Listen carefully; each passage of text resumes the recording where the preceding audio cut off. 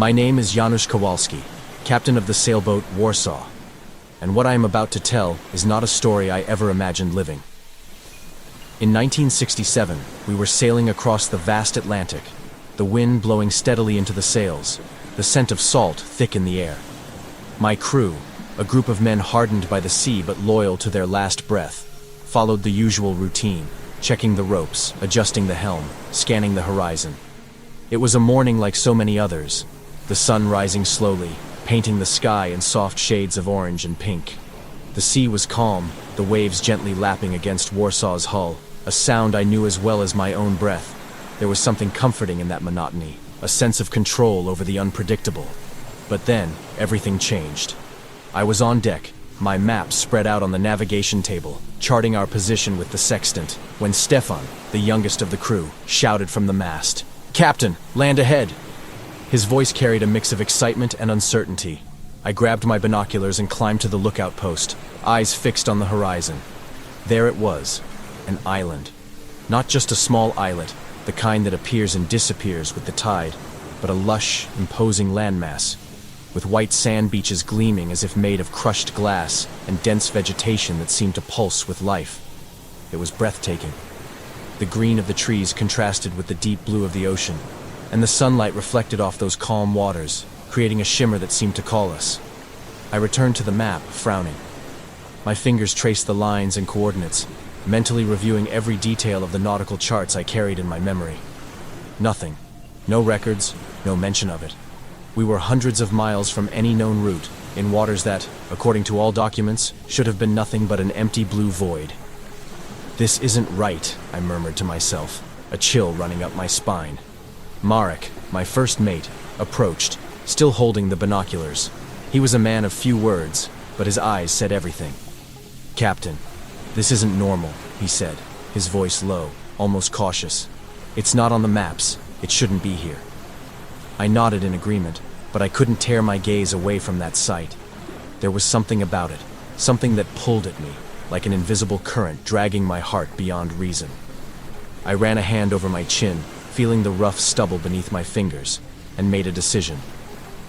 "We'll anchor Warsaw at a safe distance," I announced, trying to sound firmer than I felt. "I want to see this up close." The crew exchanged glances, but no one questioned me. They trusted me, even when I wasn't sure of myself. I prepared a dinghy with 5 of us: Marek, with his steel-like calm; Stefan, eager for adventure; Piotr, the engineer with calloused hands and a sharp mind; Lech, the cook who always carried an easy smile; and me, steering with a mix of curiosity and apprehension. The sea was calm, almost welcoming, as we rowed toward the shore. The waves barely rocked the boat, and the sound of the oars cutting through the water was the only noise breaking the silence. When we finally set foot on the sand, I felt the fine, soft texture beneath my boots, as if no one had ever walked there before. The air was warm, carrying the sweet scent of ripe fruit and the humid freshness of vegetation. I looked around, trying to absorb every detail. The trees stood tall, their canopies filtering the sunlight into golden beams. There were fruits hanging from the branches, red, yellow, some unlike anything I had ever seen, shining like jewels against the dark green leaves. A stream ran a few meters away, its water so clear I could see the smooth pebbles at the bottom. It was untouched, perfect, almost unreal. "It looks like paradise," Stefan murmured, his eyes wide with awe. He was right. Everything here seemed designed to seduce, to invite. I took a deep breath, letting the air fill my lungs, and for a moment, I almost let myself be carried away by the beauty. But then the silence struck me. There was no birdsong, no hum of insects, no rustling of small creatures in the underbrush. Only the gentle sound of the waves licking the shore and the whisper of leaves stirred by a wind I barely felt. It was a strange emptiness, a silence that seemed sinister, watching us. I glanced at Marek, who gripped his machete tighter than necessary, his knuckles white. "It's too quiet, Captain," he said, and I knew he felt the same unease I did. I took a few steps, the sand sinking beneath my weight, and touched one of the trees. The bark was rough, but warm, almost as if it pulsed. I shook my head, trying to dispel the absurd sensation. "Let's explore a little," I ordered, my voice echoing in that emptiness. "I want to understand what this place is." The crew nodded, and we began to spread out, each following a different instinct. Stefan picked a fruit, hesitating before tucking it into his pocket. Piotr examined the soil, murmuring something about its moisture. Lech wandered toward the stream, the tune he always whistled dying on his lips as soon as he started. I remained where I was, eyes fixed on the horizon, trying to ignore the feeling that something was watching us. This place was a mystery, a whispered promise from the ocean. I knew we should return to Warsaw, that something was wrong about all of this, but my feet wouldn't move. It was as if the island had seized me, not with force, but with a treacherous softness, like a lover who doesn't want to let you go. The sun climbed higher, heating the sand, and I felt the warmth rising through my legs, mixed with a cold I couldn't explain. Marek approached again, his face serious. "Captain, we need to stay alert," he said, and I only nodded, unable to look away from those trees that seemed to call to me. I didn't know it yet, but I was already trapped. We all were, in this paradise that was not what it seemed. After hours under the scorching sun, exploring that dreamlike place, I felt sweat trickling down my forehead as I carefully marked the terrain with my steps. Marek was beside me, cutting through branches with his machete to clear a path, while Stefan and Piotr spread out, collecting samples of vegetation and sand. Lech had wandered off toward the stream, saying he would fetch water to fill the canteens. The silence still weighed on us, but I tried to convince myself that it was just the novelty of the place, the absence of animal life explained by some logical reason I had yet to understand. The beauty of the island was undeniable, and part of me wanted to believe that we had found something special, a secret the ocean had kept just for us. But then, a scream tore through the air. It was Lech. His voice rang out, high-pitched and full of terror, coming from the direction of the stream. I dropped the map I was holding and ran, the others close behind me, the sound of boots crushing the fine sand. When we reached him, he stood there, pale, pointing at something half buried on the shore. My heart leaped before I even saw what it was. There, between the sand and moss, lay the remains of a ship. It wasn't a small boat or an improvised raft. The wooden structure, though corroded by time, suggested something much larger, perhaps an 18th century galleon. Broken planks jutted out of the ground like the bones of an ancient skeleton, covered in a green, damp layer that reeked of rot and salt. "How did this get here?" Piotr asked, rubbing his stubbled beard with a look of disbelief. I had no answer. I stepped closer, touching the wood with my fingertips. It was cold, damp, but there was something wrong with its texture, as if time alone hadn't been responsible for its decay. Before I could say anything, Stefan called out from deeper within the vegetation. "Captain, over here!" He was kneeling, his hands dirty with soil, pointing at a pile of debris scattered among the trees. I rushed over, my chest tightening, and what I saw made me freeze. It wasn't just one ship. There were dozens of fragments.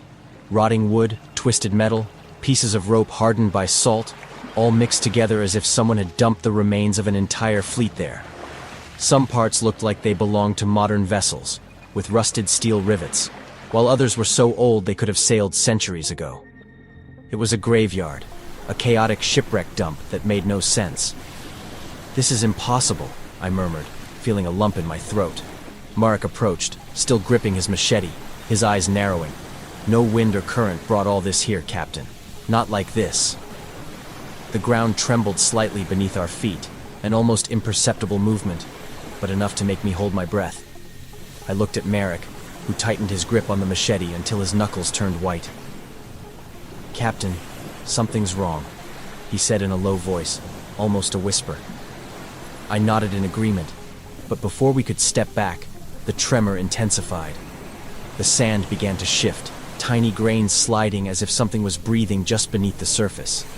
The trees swayed, their leaves rustling, but there was no wind. My heart pounded, and I felt the air grow heavier, denser, as if the very oxygen was being drained away. "Fall back," I shouted, but my voice was swallowed by a deep rumble, a sound that seemed to come from everywhere and nowhere at once. Then, in an instant, the horror revealed itself. The entire beach rose before my eyes, a dark, viscous mass emerging from the ground, as if the earth itself were tearing apart. Sharp spines burst from the surface, long and curved, glistening with a liquid that oozed like oil. Tentacles writhed, thick and pulsating, stretching toward us. This wasn't an island. It was a creature, bizarre, breathing, and we were standing on top of it. The ground beneath me tilted, and I nearly fell, grabbing onto a tree that was now moving as if it were part of that monstrous body. "Run!" I shouted, my voice raw with panic. Stefan stumbled, his eyes wide with terror, while Piotr yanked Lech by the arm, dragging him away from the stream, which was now bubbling with a black, foul liquid. I turned back, unable to look away, and saw what looked like a cave opening at the center of it all. But it wasn't a cave. It was a throat, a massive mouth filled with jagged, pulsating teeth that seemed to be alive. A rancid stench rose from it, a mix of rotting flesh and something I couldn't identify, something that didn't belong to this world. The wreckage we had found started sliding toward that opening, sucked in by a force I could feel pulling at the air around me. Entire ships, crews, centuries of disappearances. It all made sense now. This thing devoured them, lured them in with its beauty, and consumed them without leaving a trace. And we were next. I screamed for the others, my voice nearly lost in the monstrous roar that shook the ground. "To the boat! Now!" We ran, the sand shifting beneath our feet like a living carpet, trying to drag us toward the center. Marek slashed at the approaching tentacles, his machete slicing through the slimy flesh with a sickening wet sound. Stefan whimpered but kept running, his face wet with either sweat or tears. I couldn't tell. The entire beach was closing in, like a giant jaw ready to crush us. I could feel the creature's humid heat, its suffocating stench wrapping around me, and for a moment, I thought we wouldn't make it. But then I saw the boat, still at the shore, rocking in the waves that now churned violently. I shoved Stefan inside, nearly throwing him over the edge, while Piotr and Lech scrambled in after him. Marek was the last, cutting a tentacle that had wrapped around my ankle, the pain searing like fire before he freed me.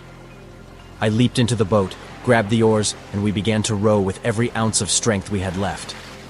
The creature roared, a sound that made my ears ring, and the water around us churned, tentacles rising like serpents. But the Warsaw was there, just a few meters away, our only chance. I knew that if we didn't reach it, this thing would swallow us whole, just as it had done to countless others before us. My chest burned, my arms trembled, but I didn't stop. I couldn't stop. Not while there was still a chance to escape this horrific nightmare. The boat rocked violently as we rowed, the water around us churning as if the ocean itself were enraged. "To the boat! Now!" I had shouted before, but my voice still echoed in my head, hoarse and full of desperation. I shoved Stefan, who had stumbled on the shifting sand, practically throwing him into the small vessel. We barely made it. Tentacles from the creature slammed against the wood, cracking it in places. Marek slashed one last slimy arm that tried to grab me, and then we were free, or at least out of immediate reach of that horrid maw.